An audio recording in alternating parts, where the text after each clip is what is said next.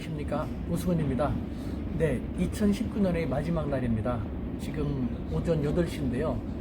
아침부터 중국에 가기 위해서 인천공항에 와 있습니다. 네, 2020년, 바로 내일부터 전개되는 2020년 한중관계에서 가장 중요한 것은 시진핑 주석의 방한이고, 중국 당국에서도 그것을 매우 중시하고 있거든요. 그래서 오늘 만나서 이런저런 얘기를 좀 했으면 좋겠다 해갖고 당일치기로 가기 위해서 지금 공항에서 대기하고 있습니다. 겸사겸사 이 공항에서요, 2019년의 한중일 관계를 돌아보고 2020년의 한중일 관계 한번 전망, 그리고 우리 외교 재현을 한번 해보고 싶습니다. 결론적으로 먼저 말씀드리면요, 저는요 지금 2020년 이 중국과 일본 그리고 미국을 고려할 때 우리 외교가 조금 더 당당하게 할 필요가 있다고 생각됩니다. 예를 들면 중국 너네 그럴래? 미국 너네 우리한테 그럴래? 그럼 우린 이렇게 한다. 그럼 너네 어떻게 할 거야? 이런 식으로 조금 더 당당하게 배짱을 가지고 외교를 전개할 수가 있다고 생각되거든요. 좀 당당하게 배짱 있게 너네 그럼 우리 이렇게 할 거야. 어떻게 할 거야? 해볼까 한번? 라는 식으로 했으면 좋겠다. 왜 이렇게 외교를 제안하는지 지금부터 설명을 드리도록 하겠습니다. 간단하게 2019년의 한일 관계와 한중 관계를 제 시각에서 정리해보면요, 2019년의 한일 관계 우리는 마지막에 잘했다고 생각을 합니다. 그러니까 예를 들면은 우리가 임진왜란 이후 한일 관계가 우리가 좀 불리하게, 우리가 좀 힘이 좀 부족해가지고 많이 억눌린 게 사실이었지 않습니까? 그런데 2019년에 아베가 우리에게 수출 규제를 걸어왔죠. 우리한테 수출 규제를 하면은 금방 두 손 두 발 들 줄 알았는데 오산이라는 것이 드러났죠. 우리도 쉽지 않았습니다만 일본도 더 많이 쉽지 않았죠. 경제적으로도 그렇고 무엇보다도 일본의 정치권도 그렇고 일본 사람들도 한국이 금방 손들 줄 알았는데 우리는 멋있게 한민족의 저력으로 버텨냈지 않습니까? 그것을 보면서 아베 자신이 제일 먼저 당황했을 것입니다. 일본의 우익 정치인들도 당황했을 것입니다. 한국이 이렇게까지 성장했구나. 우리가 식민 지배했을 때와 같은 그런 약속 형편없는 국가로만 생각해서는 안 되겠구나라는 당혹감을 가졌을 것입니다. 즉 2019년은 우리 모두 멋있게 힘을 모으고 지혜를 모아서 한일 관계의 어떤 반전, 불행했던 역사에서 이제는 희망찬 역사로 나아갈 수 있는 모멘텀을 마련한 한 해라고 생각이 됩니다. 그렇게 말할 때 2020년의 한일 관계는요, 우리가 좀 더 당당하게 일본에 대해서 면밀히 파악한 다음에 아베는 다양하게 꼼수를 피우면서 도발을 해올 것이 틀림이 없습니다. 왜냐면은 저 사람은 국우익 정책을 계속 지속해야 되고 우리를 가지고 놀려고 했는데 잘 안 됐지 않습니까? 그러니까 이상한 짓을 더 많이 해대려고 생각하는데, 우리는 의연하게, 우리가 삼국시대 때 임진왜란보다 그 먼 삼국시대 때 우리가 한반도 문화가 일본에 많이 전파가 돼가지고 일본의 찬란한 고대 문화의 기틀을 마련할 수 있었지 않습니까? 일본이라는 국가의 기틀도 결국 한반도에 찬란한 문화가 없으면 안 됐지 않습니까? 우리가 그와 같은 호연지기를 가지고 일본의 아베가 어떤 짓을 걸어온다 하더라도 여유롭게 우리 한민족의 지혜를 모아서 대처해 나가면은 2020년은 완전히 2021년부터는 일본이 아베가 극우 정권을 유지하는 자민당 일파가 우리를 더 함부로 못하면서 우리를 더 많이 의식하는 그런 한 해로 만들 수 있을 거라는 생각이 듭니다. 그러기 위해서라도 일본, 너네 이렇게 나올래? 그럼 우리 이렇게 할 거야. 미국에 대해서도 중국에 대해서도 이런 카드를 써갖고 너네 이렇게 할 건데 너네가 어떻게 할 거야? 라는 자세가 필요하다는 생각이 듭니다. 중국에 대해서도 마찬가지입니다.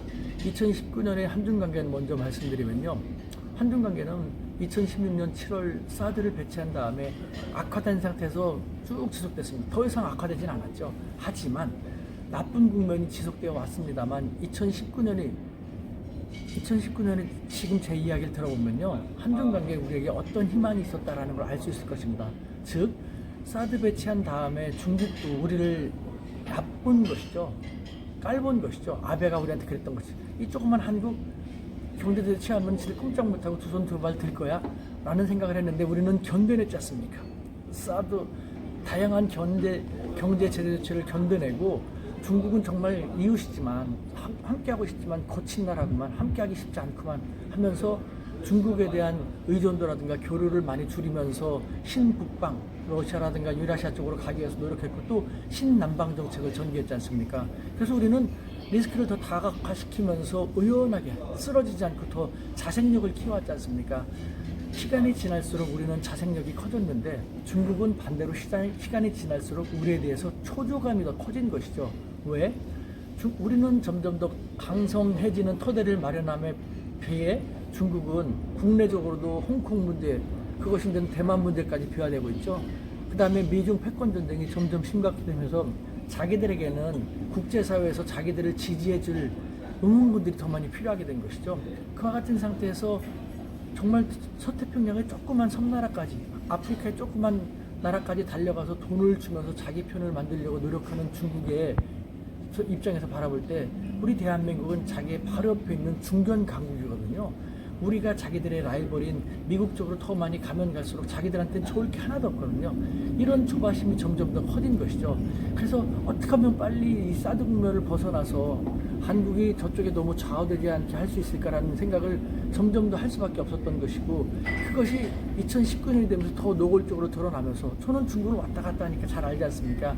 결국은 문재인 대통령하고 시진핑 수석 그리고 리커창 총리하고의 아주 부드러운 회담이 이뤄지게 된 결과까지 나오게 됐지 않습니까?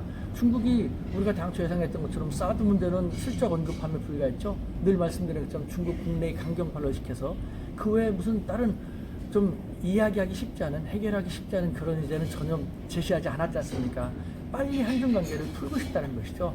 그래서 이 2019년 12월 달에 시진핑 수석과 우리 문재인 대통령과의 회담은요, 예비회담, 내년에 시진핑 수석이 한국에 방한을 해서 회담을 갖게 되면 그것이 본회담이고 그때 본격적으로 한중 관계가 개선될 것입니다.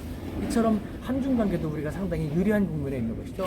이제는 한중 관계는 우리가 중국의 이와 같은 다양한 측면을 잘 파악한 다음에 잘 유도하고 이끌면은 그만큼 더 윈윈할 수 있습니다. 한중 관계는 우리 하기 나름인 것이고, 한일 관계도 일본의 다양한 꼼수라든가 도발에 대해서 우리가 의연하게 제대로 잘 대처하면은 한일 관계도 결국 우리가 상당히 많이 리드할 수 있는 측면이 있다는 생각이 듭니다. 이처럼 2019년은 새로운 한중 관계와 한일 관계를 만들어 나갈 수 있는 토대를 마련해 준 그 한 해가 되었고요. 2020년은 그 토대를 중심으로 기반을 좀 더 다져가지고 앞으로 한중 관계와 한일 관계를 우리가 더 멋있게 그 이니셔티브를 발휘할 수 있는 그런 원년이 되지 않을까라는 생각이 듭니다.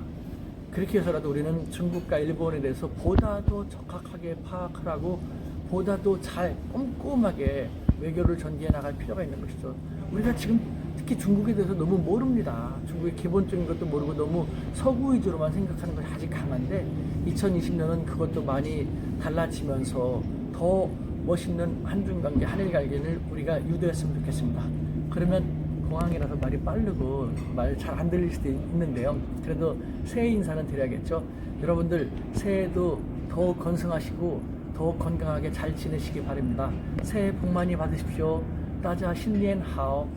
皆さん明けましておめでとうございます。Everybody Happy New Year. 감사합니다. 谢谢. 아리가또 고자이마시다. Thank you. 짱.